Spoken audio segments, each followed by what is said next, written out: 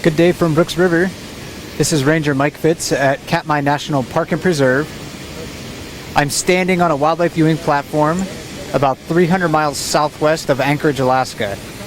This is world famous Brooks Falls, and you're looking at a scene where hundreds of fish are trying to jump this waterfall every minute. We're looking at the amazing journey of sockeye salmon. For the next hour, I'm going to be narrating the fish activity that we see here.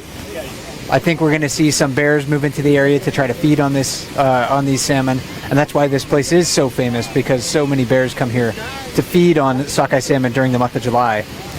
I'm on a public wildlife viewing platform, so you're probably going to hear some other voices in the background, and that's okay. I won't be monitoring the comments on explore.org or on Facebook if you're watching there, but I'll do my best to try to answer a lot of the basic questions that you have, maybe about the natural history and the ecology of this area. This is a very amazing place. It's one of my favorite places in the world, and I'm glad that you could join me this evening so I can share it with you. So it's it's July 5th, 2016, and this is Brooks Falls. So let's take a look around and see what we can see. So at the falls, of course, a lot of salmon are jumping. We did have a couple of bears here before I started the broadcast, and they've sort of moved off into the forest. We'll talk about maybe why there aren't any bears in just a moment. Downstream I'm looking, and I don't see any bears in that area. There's a lot of gulls on the ground. They're hovering. They're looking for scraps of salmon that maybe other animals leave behind. The water is really literally boiling with fish. We can see them jumping out of the water really well. I'm going to zoom in and maybe try to give you a glimpse of just how many fish are in the water. You're going to be able to see their backs coming out. You'll see their tail fins. There are probably thousands of fish stacked up in the water right down here.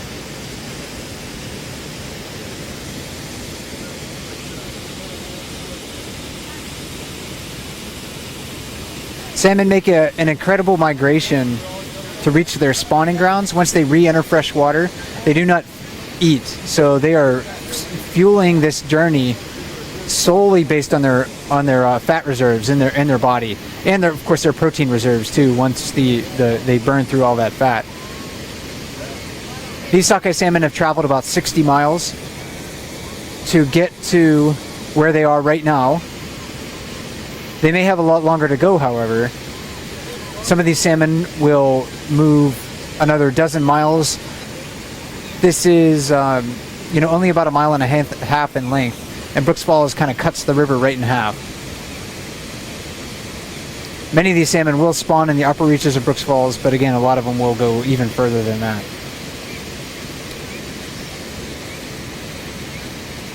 That may be quite a long distance. I don't think I could swim 60 miles without refueling my body. But other salmon populations will migrate much, much further. In fact, salmon in the Yukon River, some of them like chum salmon and king salmon in the Yukon River may travel 2,000 miles or more before they reach their spawning site.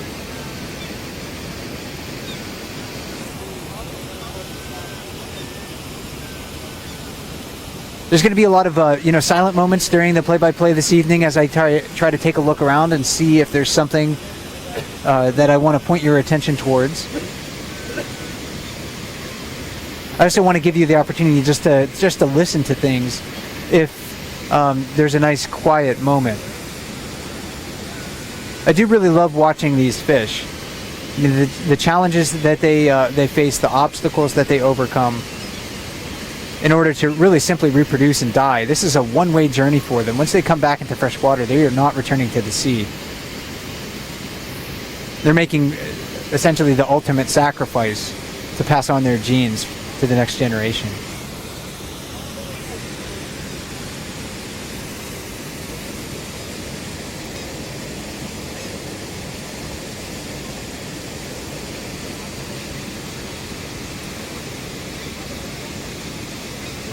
And it looks like there's hardly any fish, making the leap.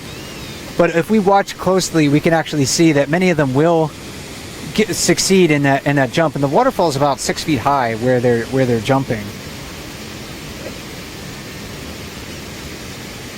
When I've counted these fish jumping, and I've counted the number that successfully make the jump at the same time, it seems like about 8% are able to successfully make the leap.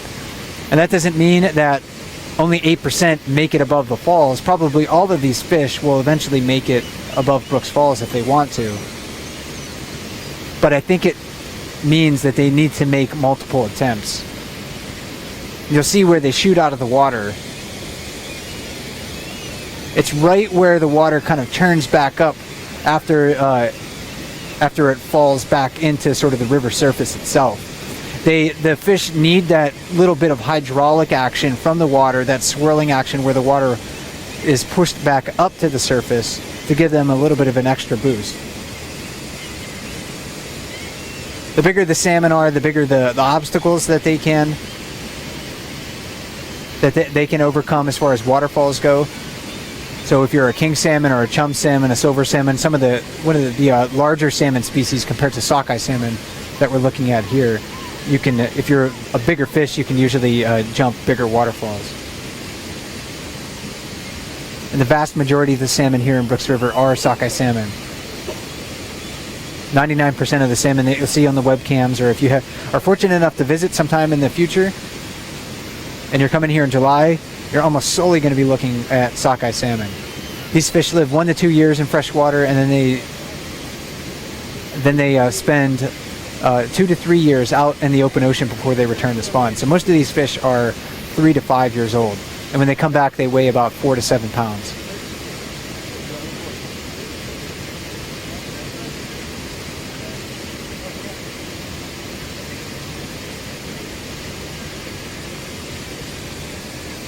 And if you watch these fish closely too, you might be able to get a chance to see that their tails flicker as they're jumping. So like, if I were to run and leap off over 3 or 4 stairs, and I kept my legs moving at the same time, sort of what they're doing with their tails. They need to apply a lot of force to overcome the downstream action of the water when they hit that surface once again. So they are continuously flicking their tail when they're jumping the waterfall to allow them to essentially hit the water swimming. And we often say hit the ground running. Well, the fish are hitting the water swimming. That allows them to overcome the force of the gravity, all that water pushing against them. Swimming upstream is not easy.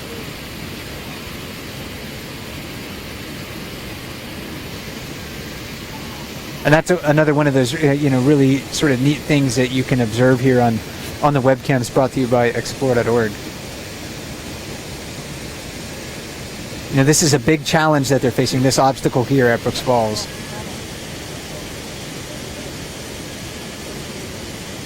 And they're determined to do that. They're genetically programmed to do it, navigating back to their natal streams. They're smelling their way back to their streams.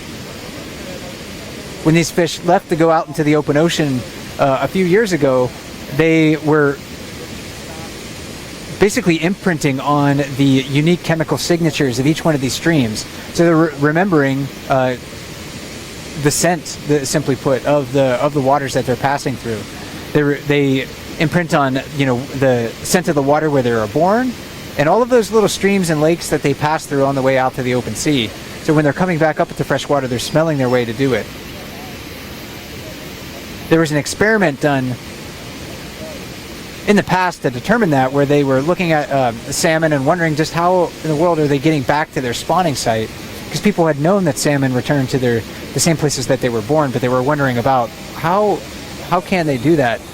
And one experiment simply just somebody put some clay in the salmon nostrils, and they found that after that the salmon couldn't find their way back to their natal stream, but salmon that didn't have anything blocking the fish equivalent of their nostrils, those fish were able to navigate successfully back to their spawning site.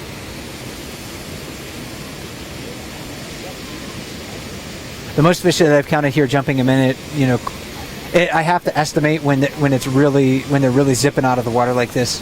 Sometimes, yesterday in fact I counted 220 fish jumping a minute. It's really hard for me to count that fast.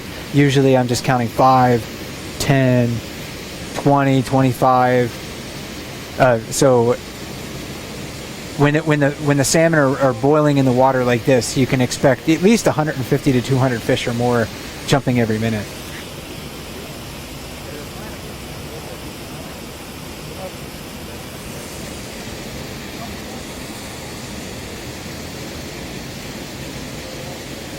And I know a lot of people, or maybe tuning in for the first time, could be wondering just why aren't there any bears here right now?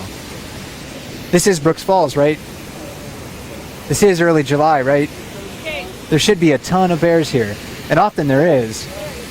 But it's almost a little counterintuitive, because when there are so many fish in the water, we often don't see as many bears like on an hour per hour basis, because the bears just get full.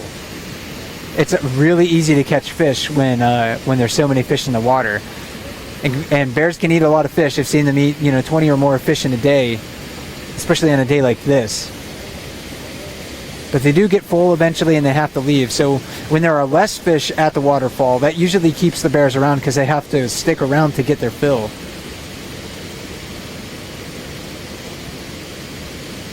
It might seem counterintuitive, but more fish at this waterfall sometimes equals less bears. And you can see a bear that just came into our view right now.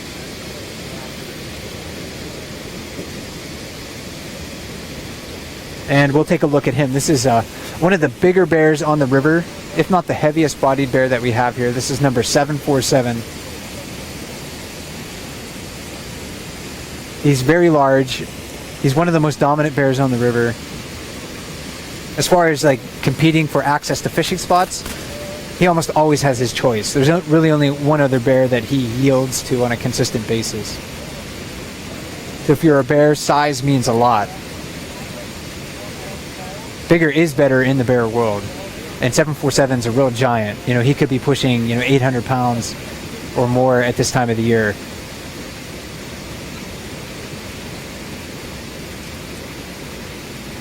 If we get another look at him when he's out of the water, you'll see that he is really fat too. Some bears don't even get this fat in the fall when they go to hibernation, so he'll be a real giant in the fall. He'll certainly be one of those bears that can weigh over 1,000 pounds.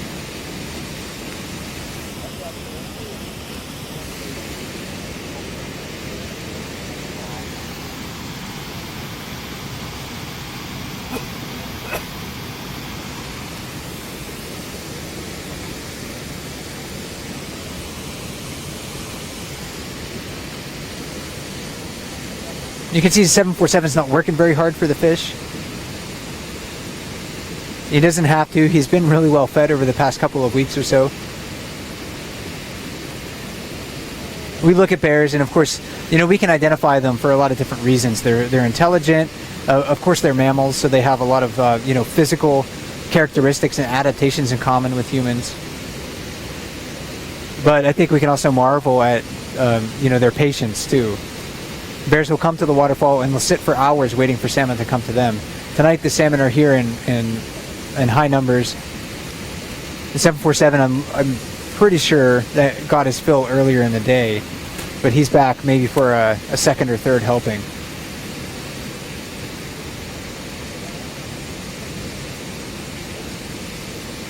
We identify our bears here on Brooks River based on their physical features. None of these bears have radio collars or tags. 747, again, is very large bodied. There's very few bears that compare in size to him. He has wide set ears that are sort of peg-like in a sense on top of his head. He lacks, distinctive scars, but he also sheds in kind of an erratic pattern. You can see there's some bald patches on his hind end, and that's fairly normal. That's just where he is shedding his fur.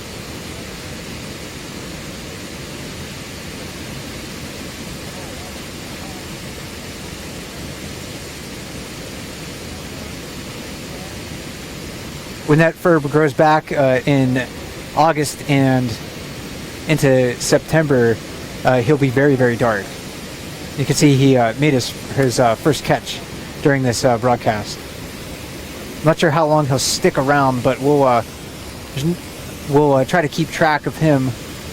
Maybe see how many bears or how many salmon he's going to eat. It'll also be interesting to watch how much of the fish he eats. Really well-fed bears, they're going to do something that we call high grading.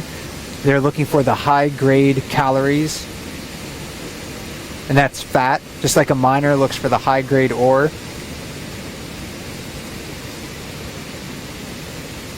And if you're looking for fat on a fish, it resides in some places more than others, like the skin, the brain, and the eggs. You can see him stripping that skin off, peeling it into ribbons, maybe eating the belly meat off too.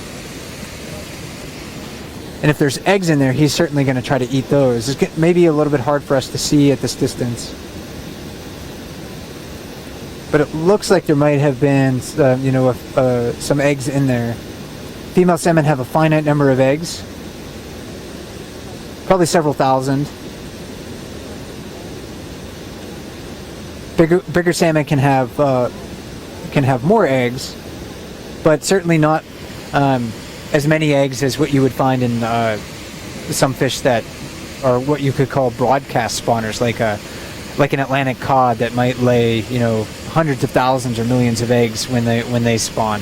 Salmon dig nests and they lay their eggs in their nests, and they have a fairly finite number of eggs, just several thousand per female.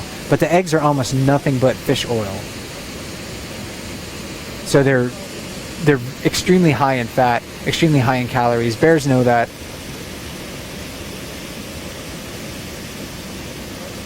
So you're looking for the most bang for your buck as far as getting food in your belly, especially if you need to eat a year's worth of food in just a few short months. Then looking for the fattiest parts of the fish is a great way to do it, if there's enough fish around. You might, tune into the webcams tomorrow and find that this, surge of fish has moved through, and the bears are hungrier tomorrow.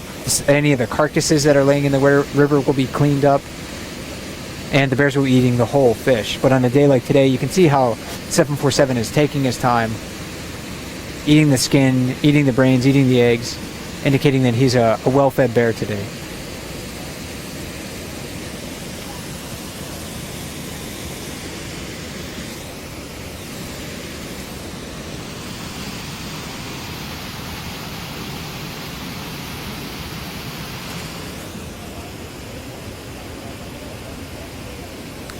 And I'm looking around right now. I still don't see other bears. So we'll probably see some wander in and out. But, tonight won't be one of those nights where we have those concentrations at Brooks Falls that kind of make this place famous. The most bears that I've ever seen from the wildlife viewing platform, without counting cubs, was 22. 22 bears within my line of sight. There probably were more in the forest. So if this was a more tundra-like environment, then I might be able to count more more bears. But 22 is the most that I've seen from the wildlife viewing platform that I'm standing on.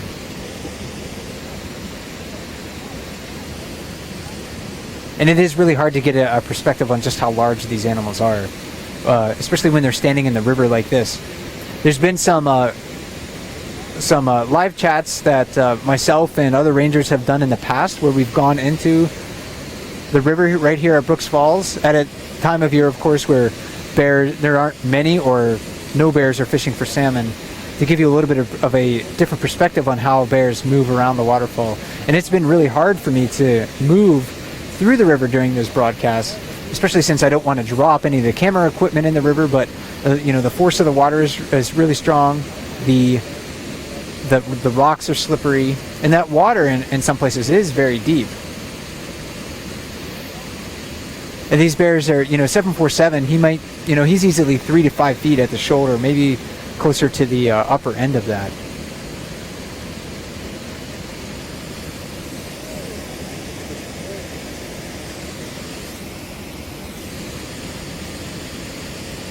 I haven't been timing how long he's eating this fish. But when a bear takes, 4 minutes, 5 minutes to eat a salmon, again, it's really well fed. I have timed hungrier bears eating fish, and I think maybe the record is something like 50 seconds or so that I've seen, and that was a mother that was nursing 4 cubs last year. When you're a mother nursing cubs, you need to produce a lot of milk, sometimes as much as a quart of milk per cub per day. So she was caring for 4 cubs. She's trying to produce a gallon of milk per day, so she needs a lot of energy to do that. And that explains to me just why she was so ravenous and why she would eat that fish so quickly. Big male bears like this don't need to, of course, produce milk for offspring. They have nothing to do with raising offspring, so that's solely the job of the female. Male bears, however, need to compete with one another for access to females, and that can lead to fights, wounds, injuries.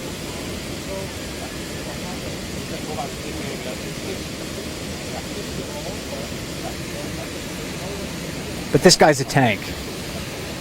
Every time he comes down to the river, I really do marvel at his size.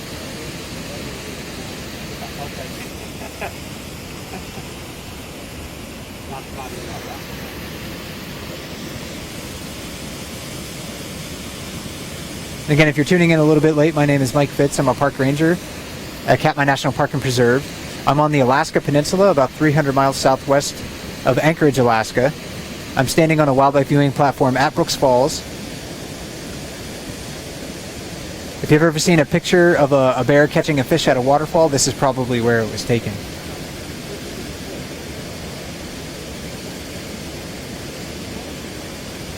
And of course, I can't forget to thank our webcam partner, Explore.org, for making this play-by-play and our webcams a reality, so everyone can enjoy watching 747 catch his second fish during the broadcast here. Each one of these fish contains about 4,500 calories if they're going to eat the whole thing. So if you took one of these fish and put it in a blender and measured all of the energy in the whole animal itself, it would be about 4,500 calories. And again, on a day like today, the bears are likely not to be eating the whole entire fish. They're going to be selecting for the choicer parts. And a lot of times that's not the salmon flesh that we prefer to put on our plate. Not many of us are eating fish heads, the brains of the fish, but the bears rarely ignore that. And it looks like he may have already dropped that second fish that he caught. This may seem wasteful, but the carcasses will be cleaned up very quickly. They'll be cleaned up by bears downstream that see it drifting by. And here's number 3 for 747. And he dropped that one, so maybe that one wasn't choice. They'll be picked up by eagles tomorrow morning. Again, if this surge of fish moves through and there's very few fish, all of those dead and injured fish will quickly be eaten by the hungry bears, the eagles, the gulls, the magpies, the ravens, everything else that's hovering along. And I see 7.4 fish on days like, or 747 catch and drop fish on days like today when he's really well fed, and I wonder if he's selecting for female salmon, looking for salmon eggs. I've just never been able to really get to see each fish very closely. And when I do, sometimes the fish are females, sometimes they're not. It's just really hard to say whether he's looking for salmon eggs.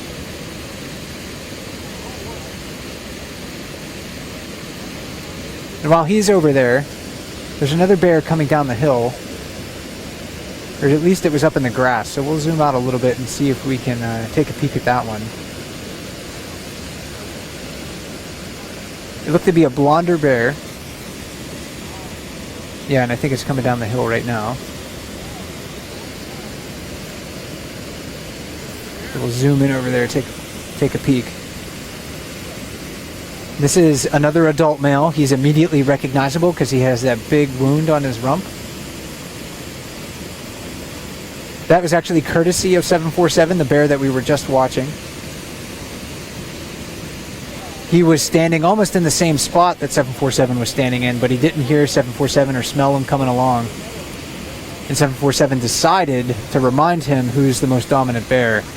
Grabbed him by the backside with his front claws and tore that wound open. It's common to see, especially adult male bears, with open wounds and scars.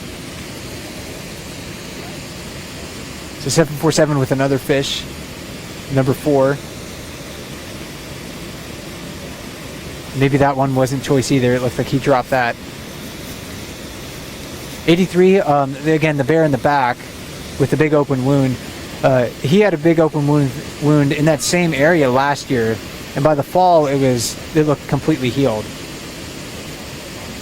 So when he's walking around with these scars and open wounds, that's kind of just another day in the life of bear 83.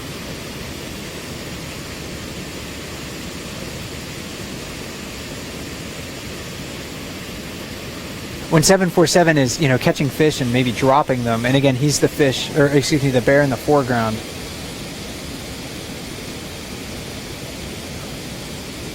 When he's catching fish and dropping them, I often wonder, again, if he's looking for female salmon only, or if there's just something, in his genes, in the genes of bears that say if you see food, you need to catch it, even if you can't maybe physically fit it into your stomach.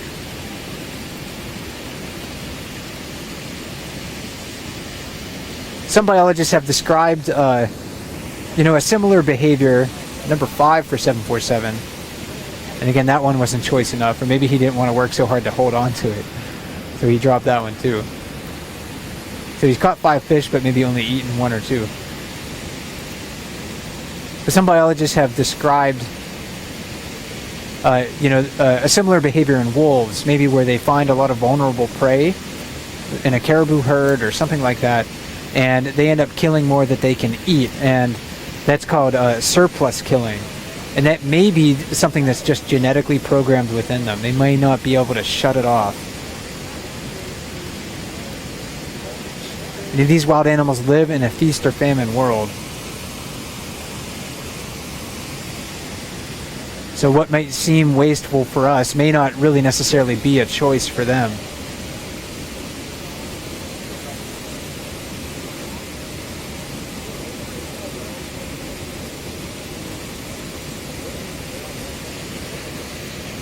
So let's take a look at 83 eating this fish. He's kind of eating it in a similar manner to 747, holding that fish against one of his forearms, peeling the skin off. You can see that ribbon of skin just getting stripped off.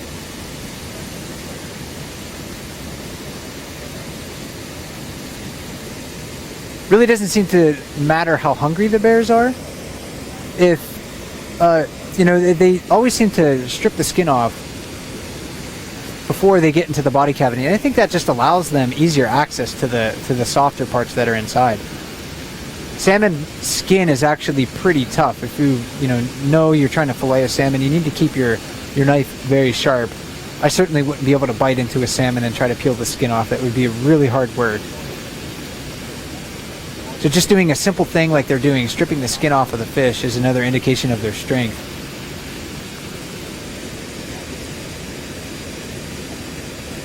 Alright, so 747 has another fish.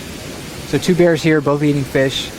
And again, when we have 150 or 200 salmon jumping a minute, I think these bears are going to have fish more often than they don't.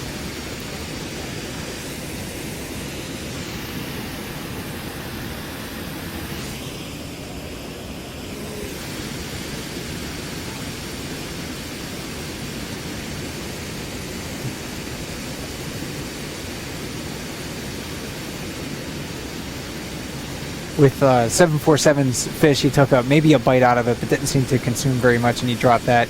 83, he didn't look like he ate the whole fish either. If you're new to bears, new to Katmai, new to these webcams, and you want to know more about these individual animals that we have here, go to Katmai's website. You can type in Katmai ebooks into a search engine, and you can download the Bears of Brooks River book where we've written as much information out as we can about the individual bears that we have here on the river. Each one of these bears is unique, but they all tell different stories about the bear world, about their natural history, about their ecology. And you can tune into these, of course, webcams every day, like I know many of you are, many of the regular longtime viewers. And, and follow the lives of these bears while they're here. Downstream, it looks pretty quiet for the moment. I'm still scanning down there every once in a while to see if I can find any bears.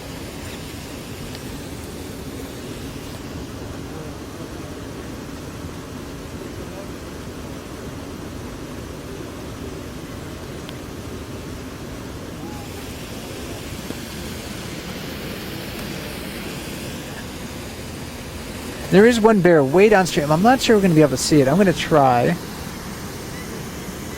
I'm going to zoom in here. I'm not sure if you're going to be able to see it. It's at lower right.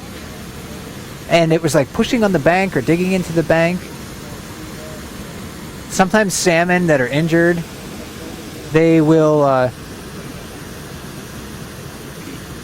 drift to the side of the stream. They'll get caught up in some roots on the edge of the river. They'll get trapped underneath there. And I'm wondering if that's what's going on. Maybe that bear's trying to get it out. And of course, we can't always know the motivations of wildlife. We just can't get inside of their brains. We can't talk to them and ask them, well, hey, why are you pushing on the bank like you're doing? It could be just having fun. Could be curious about something else too. Maybe there could be an animal den down there, like a river otters. Sometimes we see beavers swimming in the river, so there could have been something that caught its attention that it's trying to get access to. It's really hard to say.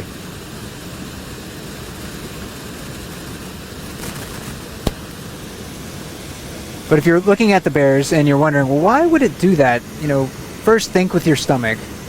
Is there some reason, some competitive advantage that that behavior would give it access to more food? You can also think about, does it give it a competitive advantage to either father offspring if it's a male bear, or raise cubs if it's a female bear? And virtually all of biology just boils down to food and sex.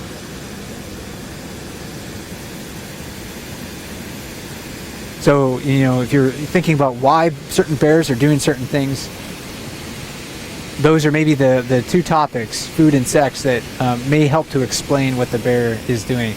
But these are very smart animals. They're very, very curious animals. Not everything that they do can be easily explained.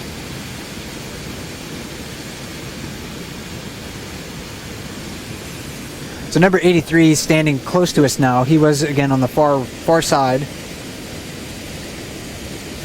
At 747 with another fish. If I'm keeping my count correctly, that's number 7 for him. 83 right here. We'll take a close look at him. He has, a wound on his shoulder that's healed up. It's scarring over. By the fall, I doubt we're even going to be able to see that wound on his shoulder. You can see that he has sort of a flap of skin on his rump. It doesn't seem to hinder his mobility at all. Bears have a very high tolerance for pain. Much more so than it seems like humans do, because they walk around with these injuries all of the time, and they just go about their business. I mean, and they really don't have a choice. They receive no veterinary care here at Katmai. Katmai preserves, of course, the grand spectacles of nature, really pretty things, but we also preserve nature's harsh realities. And pain and suffering is just as much as a part of nature as, the playfulness and joy that we can see maybe a bear cub experience as it's frolicking with its siblings.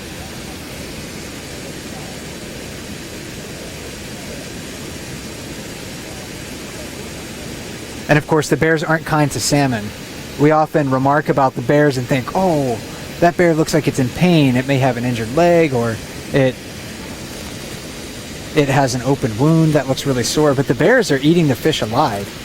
Bears don't kill their prey before they eat it. They only subdue it. So 747 eating that latest fish that he caught. And then we had another bear that moved down into the river just a moment ago. This is a young adult male, 10 years old. This is number 89 backpack.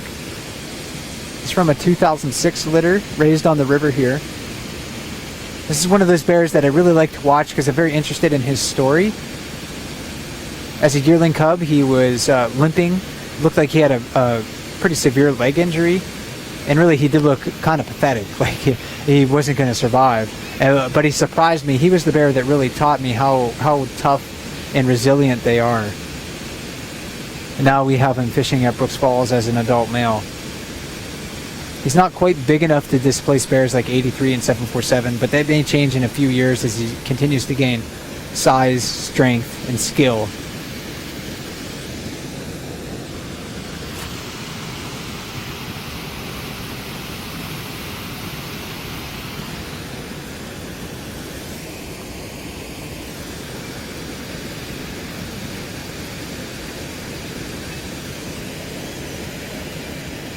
That water where he's standing, as you can see, is fairly shallow. It's really easy to see fish right there. So when I've walked over there, again, when there aren't any bears in the vicinity, you know, the water may only be, 8 inches deep, maybe a foot deep when the water flowing through the river is higher.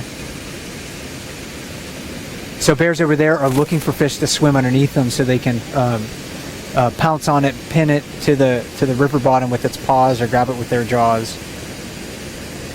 Bears, though, that are maybe fishing a little bit closer to us, like number 83 down here, they're fishing through feel. It's really hard to see into the water there. They're only going to be able to see a fish if it's right on the surface, and that water is pretty deep just in front of this bear. So he's waiting for a fish to bump into him. When it does so, you'll see him kind of react fairly quickly, just like that. Try to maybe grab it with his jaws, maybe try to pin it with his paws to the river bottom or to his body.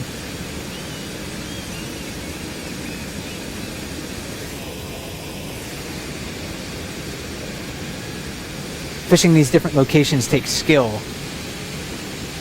And it's a techniques that they have to learn. They can watch their mothers do it, but they have to practice it to be good at it. Not all bears are good at fishing the jacuzzi where this bear is sitting right here. You can see why we name it the jacuzzi. It is just frothing water. It's not as hot as a jacuzzi that we like to sit in. It's probably between 50 and 60 degrees Fahrenheit. But it takes practice to be able to fish in the jacuzzi successfully and any other place along the waterfall.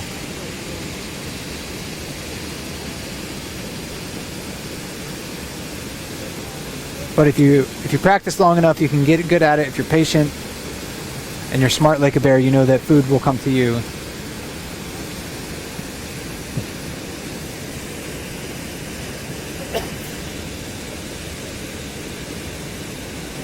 And since 83 is facing us the way he is, we might be able to get a pretty good look at that wound that he has. It looks, really nasty. I'm not sure how well it's going to show up on your computer screen at home. It doesn't look pretty, but that's one of those wounds that we can expect to probably heal. It's fairly superficial. It doesn't go through, through the skin layer.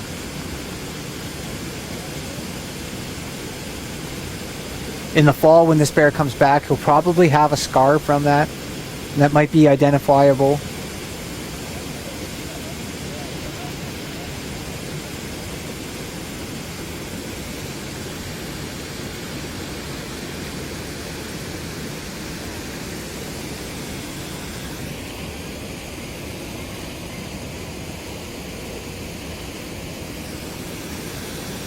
And again, eating the fish just like almost every other bear will, stripping the skin off first to get to the body cavity and some of the softer flesh inside. If they want to eat the whole fish, often they will, maybe start at the tail, stripping the skin off there, and then just bite large hunks off and just practically gulping it down.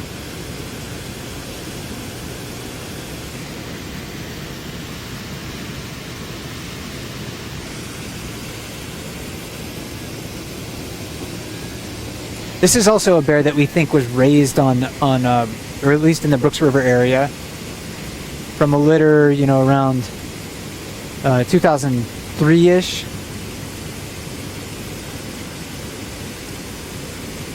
So he's a mature adult male, kind of approaching that age where he's going to attain his maximum size. And that, from what I've seen here on the river, those are bears generally in their mid-teens. So he left a lot of that carcass behind. Now he's right back in the jacuzzi looking for more. You have to be a pretty big-bodied bear to sit where he's sitting. The force of the water really wants to push you away. So if I was in that spot, I have to really work at sitting still. Of course, I don't have the body mass that a bear does. I don't have forepaws with rough pads like a dog's and big claws to hold me in place. But since the force of the water wants to push you out, and it's hard to overcome that, it might be one reason why we don't see smaller bears fishing in this location. The other main reason is that because that jacuzzi is occupied by typically the biggest, most dominant male bears, and smaller bears aren't going to be able to waltz in there and take their place.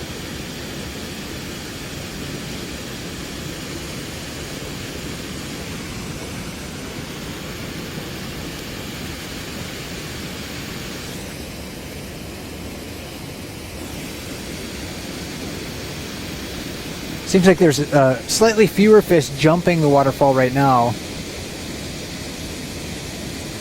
And that may be just because 83 is walking into that area and it's sort of, you know, pushing fish out of the way.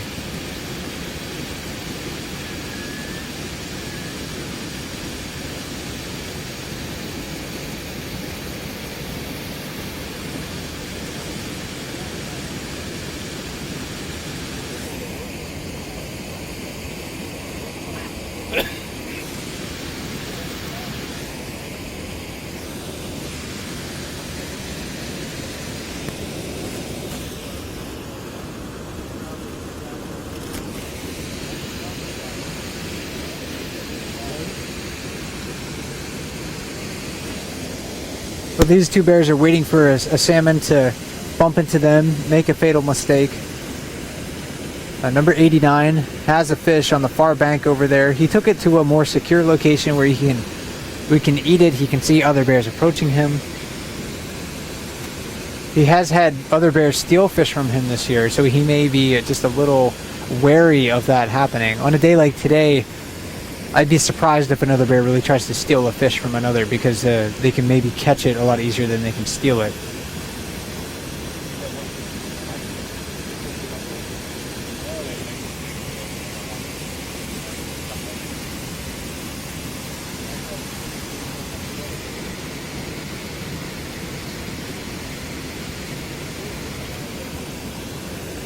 And if you're just tuning in, my name is Mike Fitz. I'm a park ranger at Katmai National Park and Preserve. I'm on the Alaska Peninsula, about 300 miles southwest of Anchorage, Alaska. And I'm standing on a wildlife viewing platform and elevated deck about 10 feet off the ground, watching brown bears fish for salmon at Brooks Falls.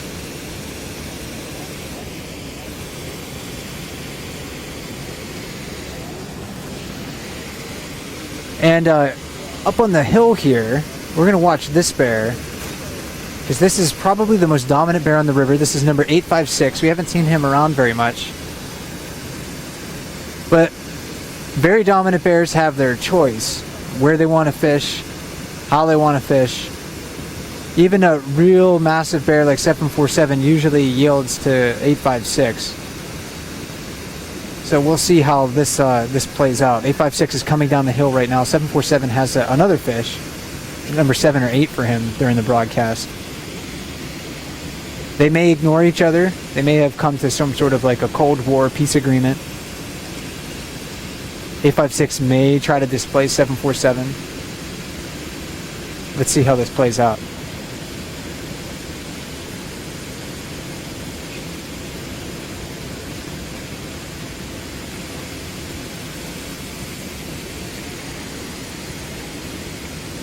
The other bears may be a little hard to see. like 89 backpack and 83, who's closest to me. They definitely looked in 856's direction. Maybe 856 are concerned with catching fish than displacing these other bears. So that's his first fish. Let's see how hungry he is. Is he going to eat the whole thing? Place your bets right now.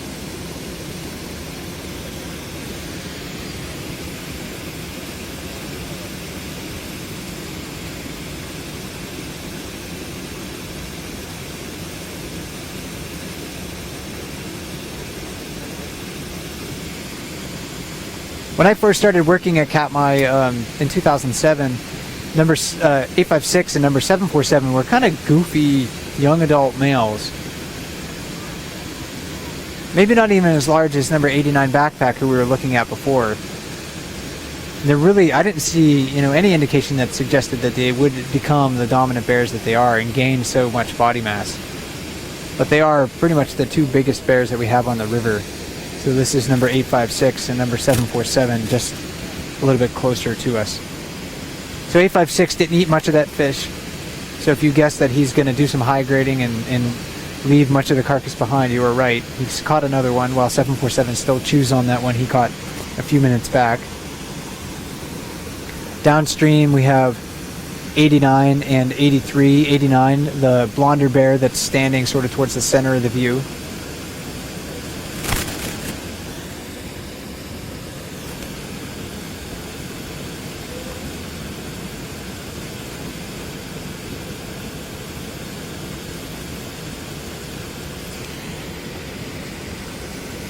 So 4 really well-fed bears right now.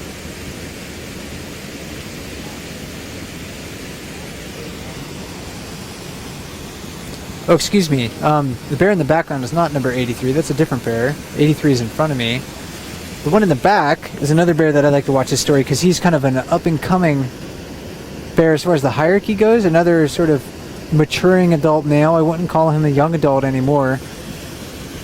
So way in the background here, let's take a look at him. We haven't seen him yet this evening.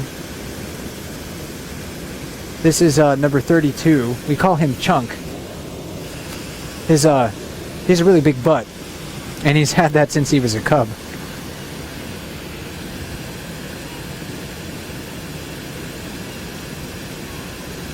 And I haven't seen him too much at Brooks Falls yet this year. So let's see, if he approaches the falls, is he going to be chased off by some of these other adult males, these larger adult males? Are they going to ignore him? On a day like today, when there's so many fish, maybe they're going to be more likely to just give each other space, not really worry about displacing one another. 747, he's looking downstream. He's also kind of looking at 856's direction. So he's less focused on fish right now because he has, that other real dominant bear in the area. Ranger Dave and I did a live chat yesterday where we answered viewer questions about dominance in the bear hierarchy. And when we were discussing those, we talked about just what dominance is, and it really is just having power and influence over others. And real dominant bears here on the river, like 856, certainly influence the behavior of other bears. They don't command other bears, and say, hey, I need you to go over here and do this. But their mere presence in the area influences how other bears utilize the falls. Some may completely leave the falls when they're there. Some may stay around, but just utilize it in a different way. 747's moving away from that floor pool, maybe as a response to 856. It's hard to say. And that means, there's a little bit of a ripple effect, a domino effect going on. 83's moving out of the way now. He's probably not going to try to occupy that jacuzzi because he's less dominant than number 747. And 89 backpack is also moving downstream because 747 moved over, 83 moved over.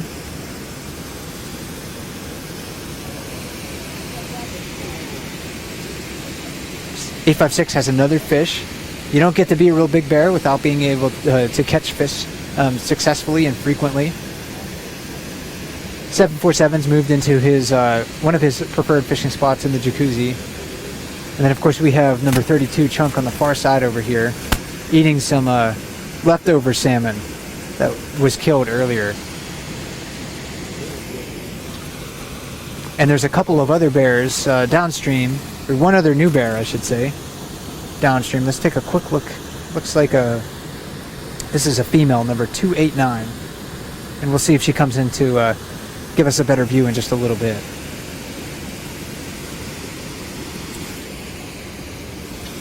How do I know that's a female bear? You know, of course, I can't see the important parts.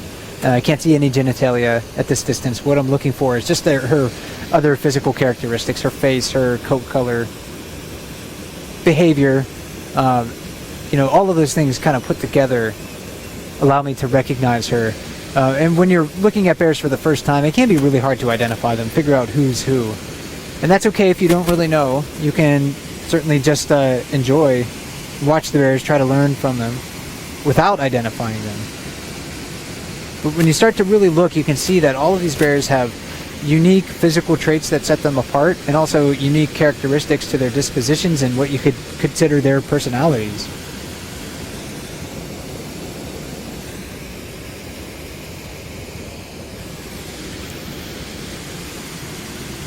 So over time, it's easier to tell one another apart.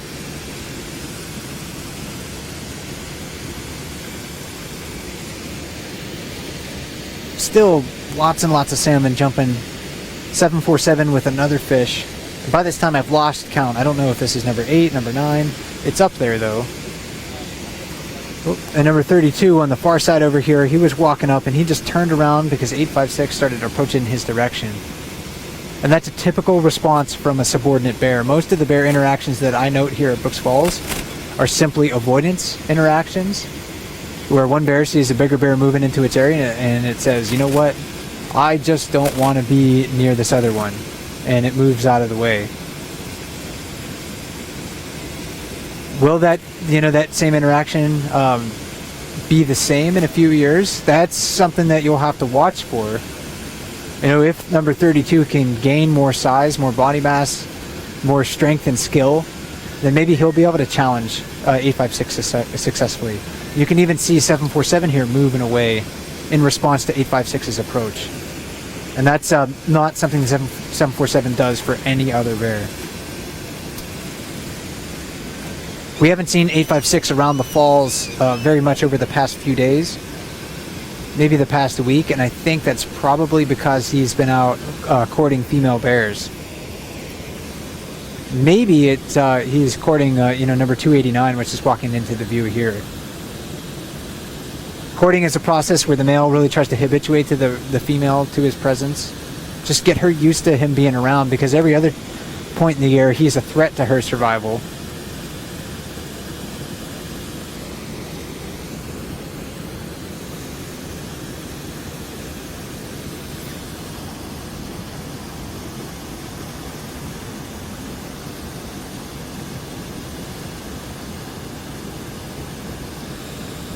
Lean the camera just a little bit further here, so it might get a little crooked.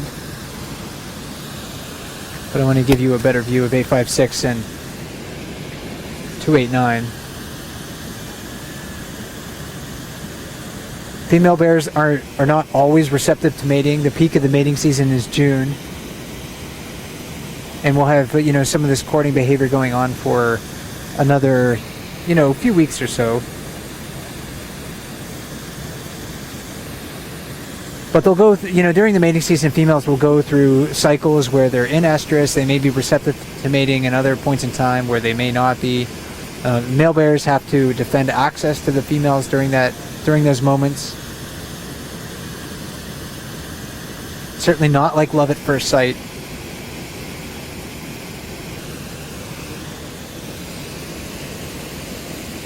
Starting to rain a little bit more steadily now. 747 with another fish, yet another fish. Something around 8 to 10 fish so far during the past hour. 89 just caught one too. This is a moment when the bears are feasting. This is not a day of famine for these animals. July and the run of sockeye salmon that we're seeing here at Brooks River, this is the first opportunity that these bears really have to regain weight from winter hibernation, and also the time in the spring when they're essentially starving too. Once they exit their den, there's almost nothing for them to eat in this area. Maybe they can hunt some moose calves. Maybe they're going to eat some grass, some emergent grass or some other vegetation. But as far as like high energy food, there's very little animal food available to them in the spring, and the vegetation isn't going to necessarily give them the amount of calories that they need to survive on. So salmon is the most important food source for these bears. If at some point in time the salmon run for 1 year for some reason or another failed, bears would still be able to survive in Katmai. They're very adaptable. Their behavior is plastic. They can change their behavior to fit certain situations. But these bears are highly dependent on salmon. So without, these large runs of fish coming into the watershed each and every year, we would not have this concentration of bears at Brooks Falls, and Katmai National Park may not even be known for bears. We have about 2,200 brown bears within this park. And maybe the most important factor we have so many brown bears here is because of all the salmon. So if you love brown bears, you want to protect their populations in the future in Alaska and throughout, many parts of Asia like Kamchatka too, you really need to support sustainable fisheries and clean water. Because this whole phenomenon that we have right here, the scene that you're looking at right now, would not exist without the fish.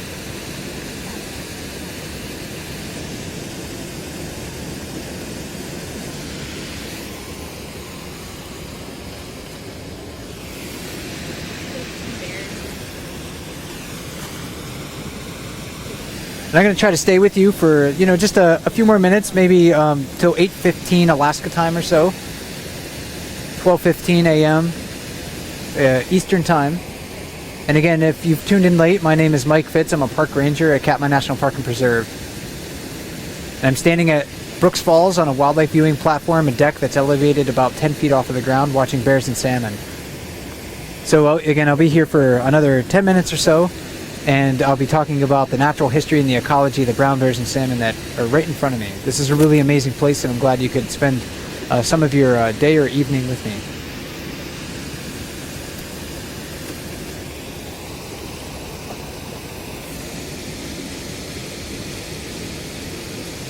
So we haven't seen any bears come to the lip, what we call the lip of the waterfall, the edge of the waterfall, standing on top, trying to catch salmon that are jumping up there. There aren't that many bears that know how to fish that spot. That's one reason. A lot of the bears that do fish that spot this year have cubs, and maybe they think, well, it's just not worth the risk coming up to the waterfall to catch salmon there. And there was one bear earlier, or two bears earlier today, not at the same time, but that were fishing the waterfall, and I think caught many salmon. There was even a cub from one of those females that walked out onto the lip of the falls, and we've seen that before. If a female seems fairly comfortable in that position, and the cub seems like, well, I can walk out there and maybe not get swept over, it will do that. And that might be for a reason that it just is hungry. And if it's closer to mom, and especially if she's going to eat salmon in that location, maybe it'll have a greater chance of tearing some fish away from her. Maybe it's also a comfort thing too. That cub might not want to be separated from mom, sit on the bank while she's fishing, and it might just want to be close.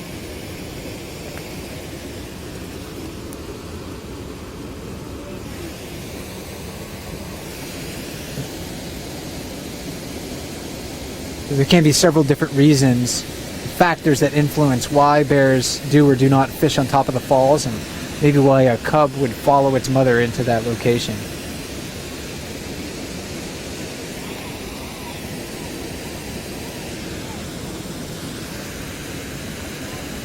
So 3 bears still fishing at the waterfall, all 3 of them adult males.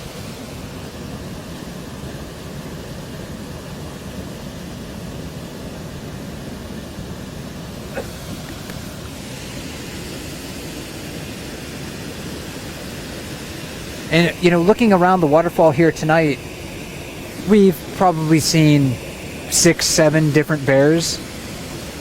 All of them have been adults so far, and only one of them was a female, and that's pretty typical of a lot of the you know, ratios based on age and sex here at Brooks Falls.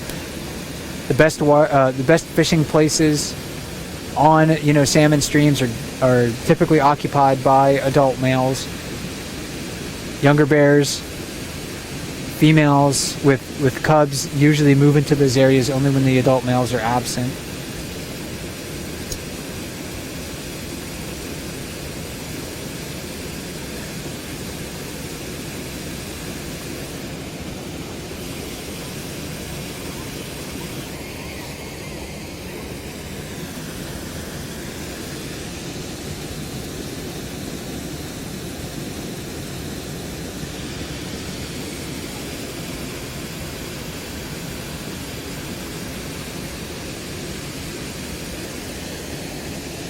We've talked about 747, how he's a very dominant bear, usually has his choice of fishing spots, like the jacuzzi. He's very skilled and successful in that spot. We've talked a little bit about number 89, how he's a growing adult bear, still has several years to get bigger, certainly not at the peak of his size. A few years ago, he would have had a hard time occupying that spot. Maybe he would have been easily displaced by some of the adult males that were up here. With each year, he's grown to hold his position at Brooks Falls. And then on the far side, another bear eating a fish, number 83, a mature adult male, not as large as the real big bears that we have here, but the largest bears we have here, but still usually able to occupy the fishing spots that he wants to, as long as some of the very dominant bears aren't in that location. If you're watching the webcam in the future, this July, he's going to be pretty easy to recognize with that wound that he...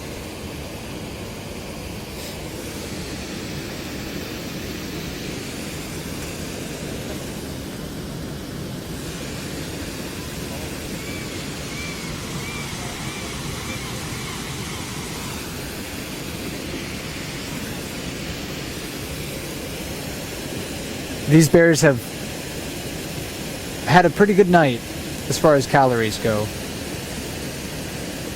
A lot of fish here. This is their Thanksgiving feast.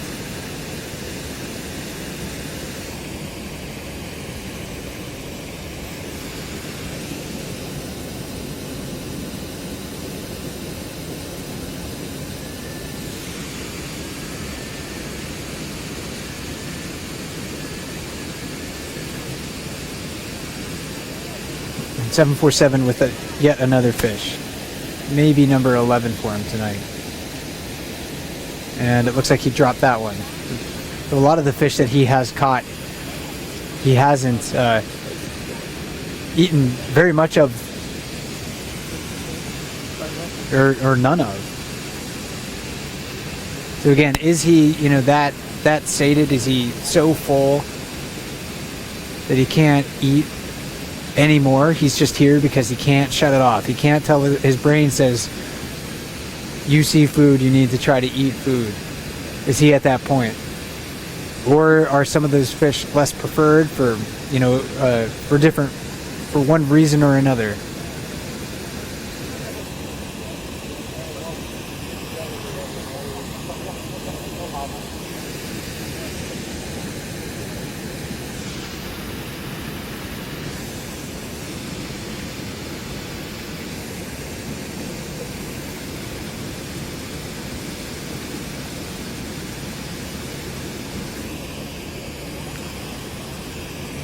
We do have number 32. We were watching him earlier coming back into the view.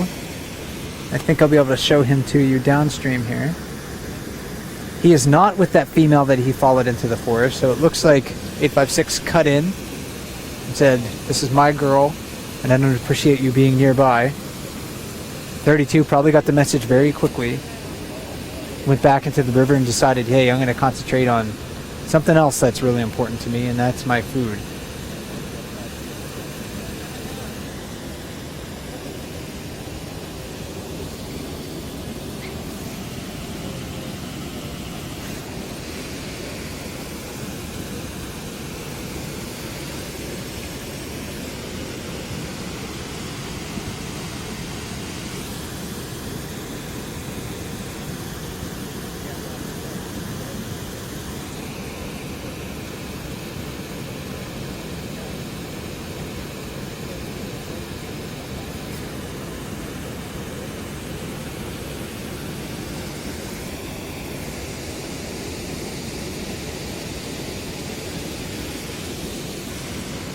It's raining here right now, but that still doesn't really matter too much to the bears. They're in the water all the time, they're wet anyway. Their activity doesn't seem to really change depending on how much precipitation is falling.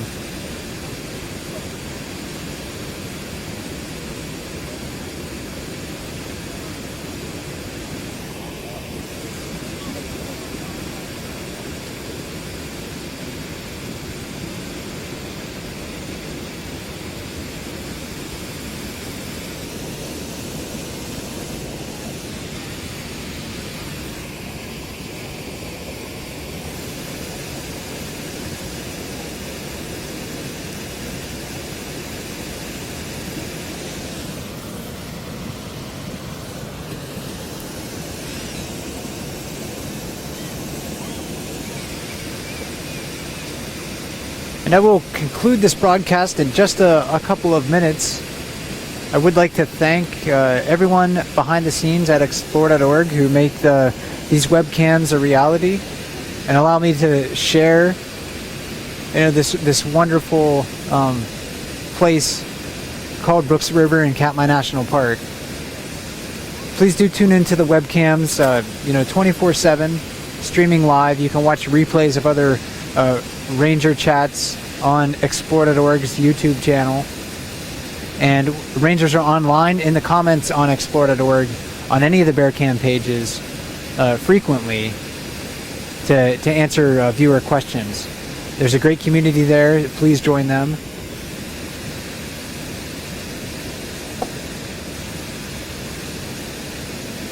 And tonight, of course, we saw quite a lot of things. We saw hundreds and hundreds, thousands of salmon cumulatively trying to jump Brooks Falls. We saw that these bears are very full. This is a good night as far as calories goes. A little bit of interactions between the animals, some avoidance. I think that's an indication that they're just so well fed that they don't really need to try to be aggressive towards one another. They just need to avoid one another. We're going to have more bears coming to Brooks River probably over the next week and a half or so. The peak of the bear numbers usually lags behind the peak of the salmon numbers, and we're probably seeing the peak of the salmon run moving into the watershed right now. We'll have bears fishing here probably throughout the month of July. Not as many bears here in August. Sometimes there are no bears here in August, but in September you can still watch a lot of bears feeding on dead and dying sockeye salmon. So there are many months of bear viewing still ahead here at Brooks River.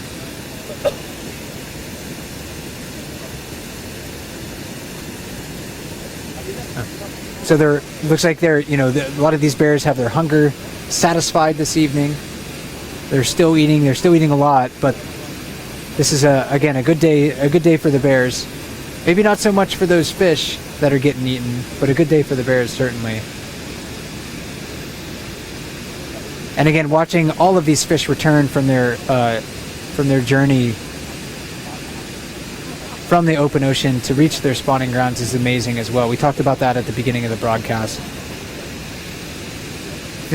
Just how amazing it is that they can overcome all of the obstacles and challenges to reach their spawning grounds. A one-way street for them. They are not going back to the sea. They are coming here solely to spawn and to die. But that process helps bring life to virtually everything else that you're seeing in front of you. And on that thought, I'd like to say goodbye. Please join me tomorrow night at 7 p.m. Alaska time, 11 p.m. Eastern, for another play-by-play right here at Brooks Falls. We'll see what happens tomorrow. Thanks for joining me.